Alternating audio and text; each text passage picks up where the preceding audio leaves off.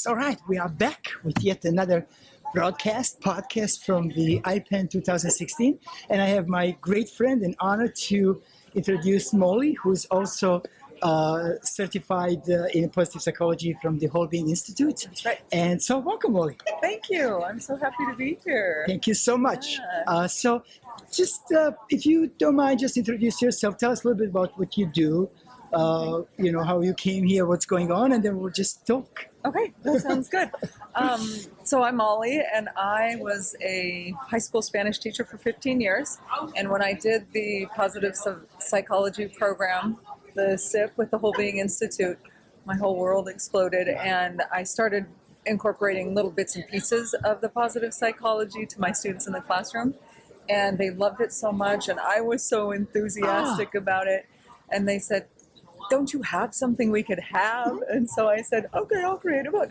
And so I have written, this is the second edition. We did a pilot version of Youth Positive, exploring, how does it go? It's a long title. It's okay. Exploring the unique genius of every 21st century adolescent.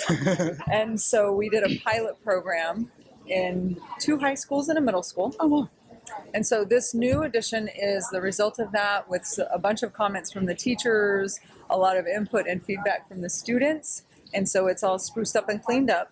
And then the middle school students were using the high school version, and it was a little too advanced for their level. And so I created a middle school edition, and it's more activity based. It's kind of like the High Life magazine. I don't know if you remember that magazine. Mm-hmm. So there's, they're still young, so there's just fun activities, and it's more pictures. The readings are short, a lot of very personal questions about where you are personally, what are you doing, what are your strengths, what are your values, who are you as a person, and what is really unique and fun about you. Wonderful. So I think this really, actually, I had a lot of folks, friends, and people who attended my workshops asking me about parenting, about what can we do to bring this to the kids. And I was, many times I said, I'm really not expert on the kids. I do have a number of colleagues, and when I go to IPEN, then I'm going to try to bring some of those folks who are the experts. Okay. So let's think about, so this is specific for schools? Yes. So you teach the teachers what to do with kids? I have a teacher workshop, and this year I worked individually with the teachers. We had one of the high schools did it as a mentor program, so I worked individually with that teacher. The middle school had a team of 5 teachers, and so we did some trainings with them. And then the other middle school, I did trainings with the principal and the teacher. And so the teachers would take it into the students, and it's designed to be used as a curriculum in the classroom, full year, meeting 2 or 3 times a week, 4 or 5 times a week, however the schedule works. And a student can use it on their own and just work through it individually. So it can be totally self-guided. Okay. And it can be used in the classroom and be open to classroom discussions, more in-depth information on the research if the teacher has time to do a research inquiry, and the kids can be involved that way. I've had some parents do it because they want to know what their kids are doing. So you're taking my question. It's exactly what I'm thinking. Can we go and help these folks directly if they're not teachers? What can we? That's awesome. Yeah, tell me more. And so it's really fun because I met a parent just recently, and her children, she has 2 high school kids, and they go to one of the private high schools in our town. Mm-hmm. And we're scheduling a parent meeting where each of the parents will have their own book, and then we'll do kind of like a book club every month. Okay. And so the students are doing it at school. The parents know where they are. They have a common language, so when they get home, they interface. Parents know what students are doing. Students have language to talk to parents, build communication skills. I think it's really important that what we learn through positive psychology affecting students in school doesn't stay at school. It has to come home. It has to come home and be the main relationship of a child's life, that home. And so to have the parents use it is spectacular. Yeah, I think that it resonates with another message that we heard today, which is, it's one thing that we do it in school, but we have to do it at home, right? Yeah, You're basically saying the same thing. Yeah. You can't just isolate. This is not school exercise. This is the life exercise for That's family, right. And it's so fun. In the middle school version, at the very beginning, it says, "Youth positive is not school. I don't know where that is, but yeah. And so they learn it at school. Okay. But that's where we teach children knowledge. Right. But it's not school. It's real life. It's who they are. It's their interaction with their family on a daily basis, their friends. When they get to that high school level and they start working and they have a boss, it's those relationships where they really interact and make a difference. Right. But that's so, I mean, I'm so glad to see that programs like this are going to the schools, because what do we teach them? We teach them skills, but we don't teach them character strength. We don't teach them life. We don't teach them to be good people, right? That's right. And we heard that today again in another presentation where, I think Marty Seligman was saying last night that, when he was asked, or in the small workshop that they did, and the question was, what do we teach kids? What do we want our kids to be? And then, the answers may be happy and this and that. And then the next question was, in one or two words, say, what do we teach in school today? And there's a gap. We don't teach them these things. We don't teach them this. Yeah. And so that's a big part of the reason that these two books ended up as real objects that students use as their tool, is that my students would ask me, what are we really doing? And as a language teacher, I had maybe more opportunity than some of the other core subject teachers, because language creates our world. And so being the language teacher, I would share with them, this is the history of the Spanish language. What are you learning in your cultures class? What are you learning in your world history class? Oh, look, here was a really famous scientist that made some big discoveries in the Spanish culture. What are you learning in your science class? So it's through language that we create our culture, and then we can bridge. And so when I started teaching them positive psychology, it connected the dots of, well, why do I have to study math if I'm going to go be a gardener? Or if I want to do agriculture, well, why do I need math? Or, it's hard at that age to make the connections between all their subject areas. And positive psychology does that because it teaches them who they are as their foundation. So that's actually a great question. So when they ask that question, why do I need to study math if I'm going to become journalist? What's the answer? I tell them, the more information that you can put your fingers on, even if it doesn't resonate with you, you have exposure to it.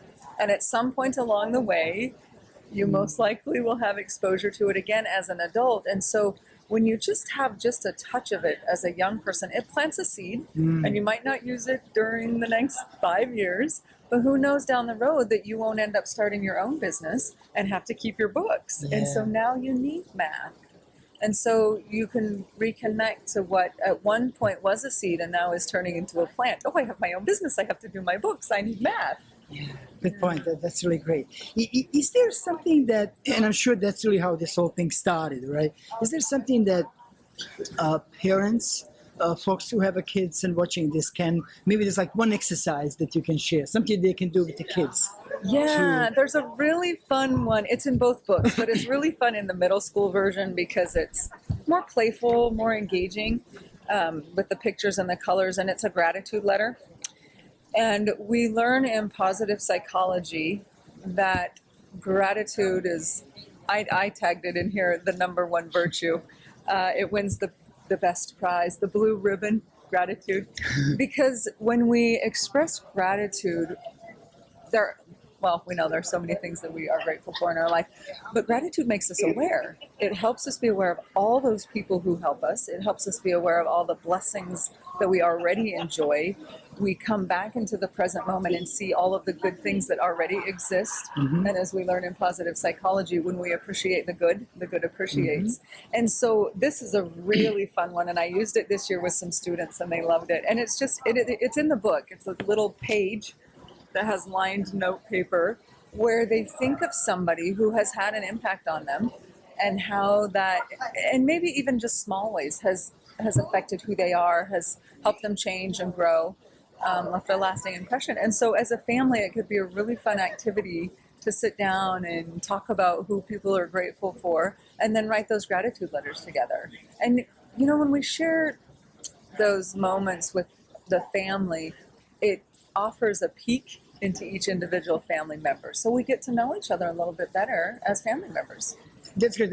I'm glad you're doing this, and I think this will be a really great exercise for kids. I actually did this, years ago, and I wrote a gratitude letter to my wife, and this was like part of when I did the program, I don't know, 6 years ago or so, and it was really amazing. You sit down and you read that letter, and you see tears, and you see love and compassion and kindness, and it's really like, I mean, that one little letter can really improve the relationships. Yeah. So this would be, if the kids are doing this, is who they're grateful for, right? Somebody could be in family, Correct. Family or a teacher, or maybe not even anyone else that the family knows. Friends. Or And then would they write this together and maybe come and read the letter to the friend? They could. So there's been research done on the gratitude letter. And just writing it is often enough to create more harmony with the family. And it doesn't necessarily have to be to the family. If you mail the letter, it can be extra powerful. And oftentimes, not always, but the person to whom you write will call up or send you a response. And then it just builds that connection and that positivity resonance, as Barbara Fredrickson terms love, And there is a third option, is to take the letter and to actually read it to the person. And for teenagers, that might be a little nervous making, but also for that relationship. So if I were writing a letter to Braco, I would read this: "Dear Braco, I am so grateful for." And so as you read that, you look into this person's eyes and you really develop a connection. And it creates that unique bond of friendship and love. And so that could be a very powerful way to use this letter as well. Nice. So actually I would, sorry, since I'm really like big on, action and making a change in our life, and not just learning is a great, knowledge that you're getting is great, but making action. So why don't we now, have everybody, take this action, write in gratitude. If you are not parent, right? Even if you are not, doesn't matter. Just write a gratitude letter, pick someone you're grateful for, write a letter. You can, as Molly said, even just write it, leave it as is. You can mail it or you can deliver it and personally read it if it's possible. And we certainly recommend to write gratitude letter for someone who's still alive, right? You might be grateful for other folks.